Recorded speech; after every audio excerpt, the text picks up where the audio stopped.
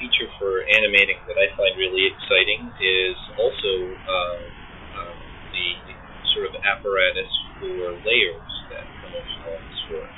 And you can use the same layers tool to create onion skin or light table effects. So I'm going to double click on it, and actually just click on it, and the setting panel comes up. And what you need to do, by default, there's just one frame set up. It looks something like this. I don't remember exactly what it might be called, but all it is the current frame. And what you need to do is add another frame, and we'll call this previous frame.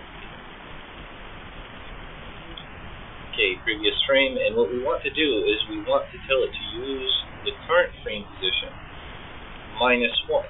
So that's going to display the previous frame, and immediately it previews it there, and that works great. But it'll be a little less distracting if it's semi-transparent, so you can tell that that's part of a previous frame.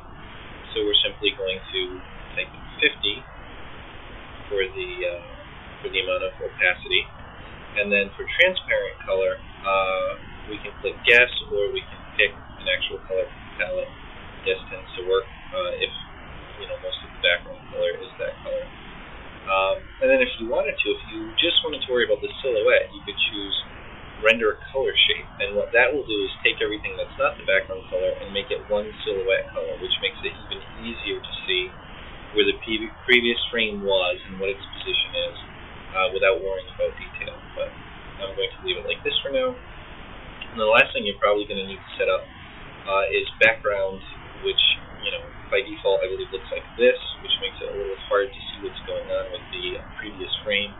So I like to choose color and just go with sort of a neutral gray, and there you go. So now if I advance forward or back, you have the ghosted image of the previous frame, and if you go all the way to the first frame, the last frame shows as the previous one. So if I wanted to and see where I was heading toward, I could do the same exact thing in this layers panel. I could create a new layer and call this next frame. And I could do the same exact thing, only go +1. And now, same thing, transparent color, yes.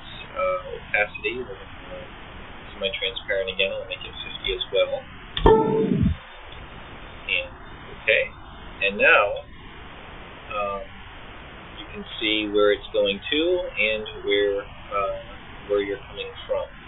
And just simply by clicking on this dialog, which you can move out of the way, you can turn that feature on or off. So you have this extremely powerful, fairly simple to set up onion skin. And of course, if I wanted to, I could create an even more ghosted, if I want to make an even more sort of previous frame, I could do -2, and call this earlier frame, I guess. So now we're going to get a really ghosted. We'll make this even more semi-transparent.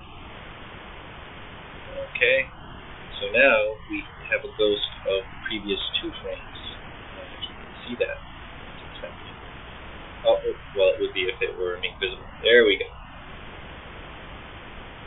So it's just an extremely easy way to set up a really nice onion skin effect to make sure that not too much movement of any particular object is happening between one frame and